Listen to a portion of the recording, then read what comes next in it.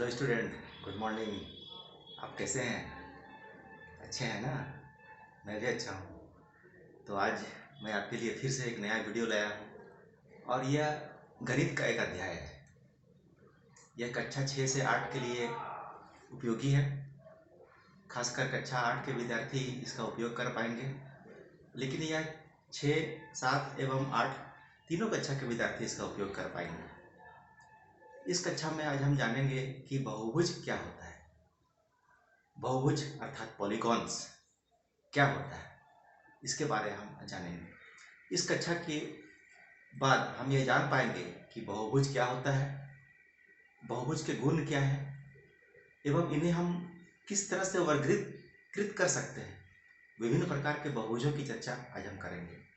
इस पाठ के बाद आप ये जानेंगे कि बहुभुज क्या होता है, इसे वर्गीकृत कैसे कर सकते हैं और इसके कुछ गुण क्या क्या है, उसके कुछ घटक क्या क्या है।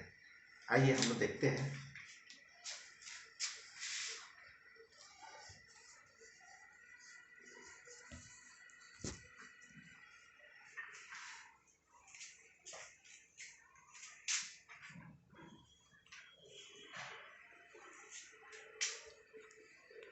बहुभुज अर्थात सरल रेखाखंडों से घिरी हुई एक आकृति।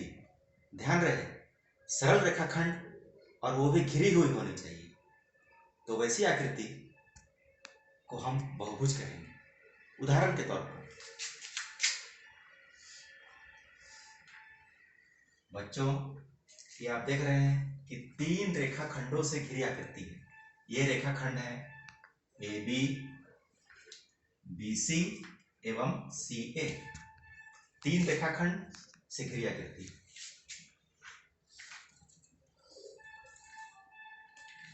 ये आकृति है 4 रेखाखंडों से घिरी हुई। A B, B C, C D एवं डी ए। और ये है 5 रेखाखंडों से। लेकिन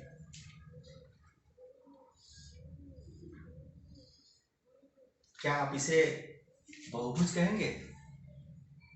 हमें लग तो रहा है कि ये 3 रेखाखंड हैं, ये एक, दूसरा और ये तीसरा। देखिए, अभी इसके बीच में काफी जगह खाली है। ये घिर नहीं पाया, इस पर एक क्षेत्र नहीं बन पाया है, अतः इसे हम बहुभुज का नाम नहीं दे सकते। इसके बीच में देखिए बहुत सारी हवा अभी भी पार हो सकती है, गुजर सकती है, तो ये बहुभुज नहीं है। बहुभुज देखिए कुछ और भी होता है। ये बहुभुज है, हाँ ये बहुभुज है, क्योंकि इससे एक घिरा क्षेत्र बन रहा है। ये चतुर्भुज ही है, 4 भुजाओं से घिरा हुआ क्षेत्र।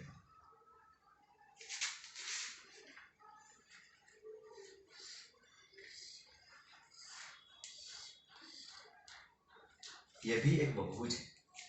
तो अतः हम देखते हैं, ये बहुभुज है, ये बहुभुज है, ये भी बहुभुज है, ये भी बहुभुज है, ये भी, लेकिन ये बहुभुज नहीं है। तो अब हम क्या करेंगे? हमने सीखा कि बहुभुज किसे कह सकते हैं। रेखाखंडों से वो आकृति घिरी होनी चाहिए, वो भी सरल रेखाखंडों से। त्रिभुज, चतुर्भुज, पंचभुज, और ये लगता है 1 2 3 4 5 6, ये षडभुज हुआ। ठीक है, अब हम इन्हें वर्गीकृत करना सीखेंगे कि ये बहुभुज कितने तरह के हो सकते हैं। ठीक है, देखते हैं, आइए। हाँ डियर स्टूडेंट्स, अभी हमने सीखा कि बहुभुज कैसे बनाते हैं, बहुभुज को हम पहचान पाते हैं कि नहीं, कौन सा बहुभुज है और कौन सा केवल वक्र रेखाखंड है।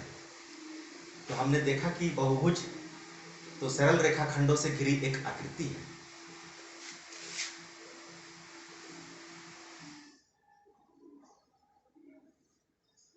इसे देखिए,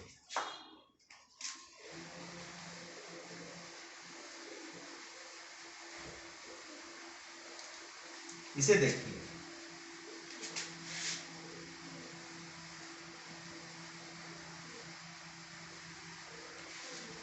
एवं इसे देखिए, इन तीनों की तुलना करते हैं। इस आकृति में ये जो भाग है ये अंदर की ओर धंसा हुआ है, इसमें भी वही है, और इसमें कोई भी भाग धंसा हुआ नहीं है। अतः इन दोनों को हम अवतल बहुभुज कह सकते हैं।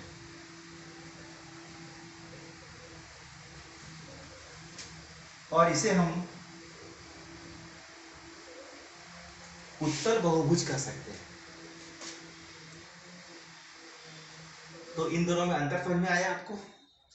इस तरह की आकृति, इसका कि कुछ भाग धंसा हुआ है अंदर की ओर, लेकिन इसको पहचानने का एक और तरीका है, वो आपको मैं थोड़ी देर बाद बताऊंगा, जब मैं बहुभुजों के कुछ घटकों के बारे में आपसे जब बात कर लूंगा तो आपको ज़्यादा समझ में आएगा उस समय। अभी हम केवल पहचाने हैं कि बहुभुज क्या होता है, लेकिन इसके विभिन्न घटकों के बारे में नहीं जानते हैं, इसलिए इसे पूरी तरह से हम नहीं पहचान पाएंगे कि कौन सा बहुभुज मेरा उत्तल है और कौन सा मेरा बहुभुज अवतल है। आइए हम उसे फिर से समझते हैं। बच्चों, हमने सीखा कि बहुभुज को कैसे पहचाने। अभी हम इसका वर्गीकरण करेंगे इसकी भुजाओं की संख्या के आधार पर।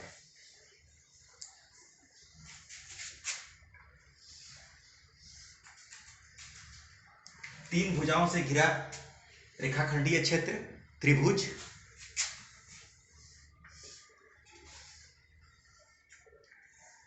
चार रेखाखंडों से घिरा चतुर्भुज,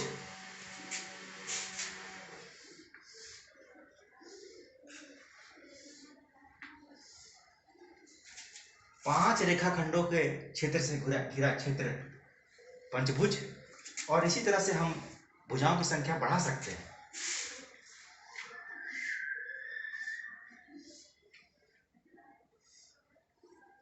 ये हुआ षटभुज, अर्थात 6 भुजाओं के क्षेत्र से घिरा हुआ आकृति। अब हम बच्चों इसका नामकरण सीखते हैं, कैसे नाम दिया जाता है इसे। हर व्यक्ति का नाम होता है, आपका भी नाम है, हम एक दूसरे को किसी नाम से जानते हैं, ठीक है? तो हमें नाम भी इन्हें देना जरूरी है। तो नाम कैसे देंगे?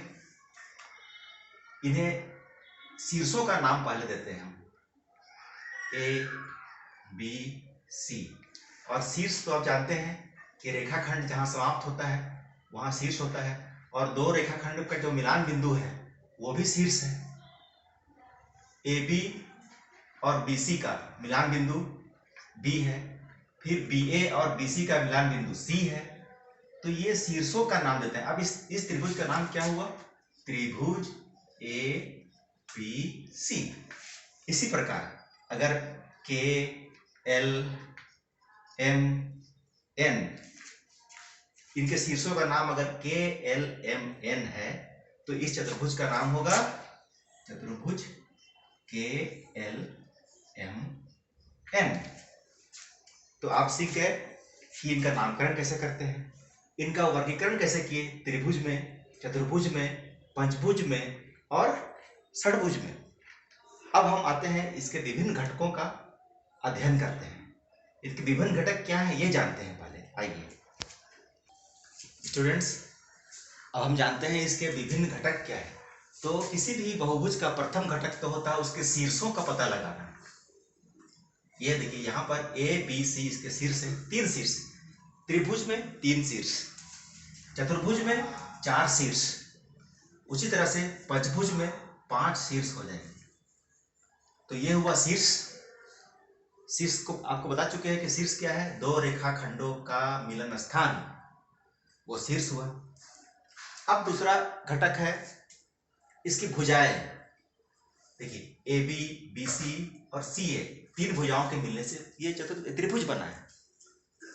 4 भुजाएं K L L M M N और एन एल, अर्थात इसकी भुजाएं हैं L M M N N K एवं KL, ये भुजाएं हो गई। अब एक और महत्वपूर्ण घटक होता है बहुभुजों का, वो होता है इसका विकर्ण। विकर्ण आप लोग पहले सुने होंगे नाम, लेकिन इसे समझना अभी हमें है, और समझने का तो अभी देखिए कि किस तरह से हम लोग विकर्ण को पहचानेंगे। विकर्ण अर्थात दो गैर लगातार शीर्षों को मिलाने वाली रेखा विकर्ण कहलाती है। जैसे ये अगर पंचभुज है तो इसके शीर्ष कौन कौन हुए? A, B, C, D और E। तो दो लगातार शीर्ष कौन से हैं? AE या फिर ED। तो A का गैर क्रमागत क्या हुआ? एक को छोड़कर इसके साथ में सटा हुआ है E, इसके बाद D है, तो A और D को हम मिला देंगे, ये मेरा विकर्ण हुआ। इसी तरह से E का विकर्ण खींचेंगे तो D को छोड़कर C, D से विकर्ण खींचेंगे हम तो D के बाद B, और B से अगर हम विकर्ण खींचेंगे तो A तो नहीं होगा, E पर आएगा। अर्थात हम देखें कि ये चतुर्भुज में विकर्णों की संख्या, त्रिभुज में क्या विकर्ण बन पाएगा? नहीं बन पाएगा। इसमें विकर्णों की संख्या 0। चतुर्भुज में विकर्ण 2 हो सकते हैं, इसमें 0, इसमें विकर्णों की संख्या 2। इसमें कितना है आप गिने? 1, 2, 3, 4। इसमें विकर्ण हुए 4। इस तरह से हम षटभुज में भी विकर्णों की संख्या बता सकते हैं।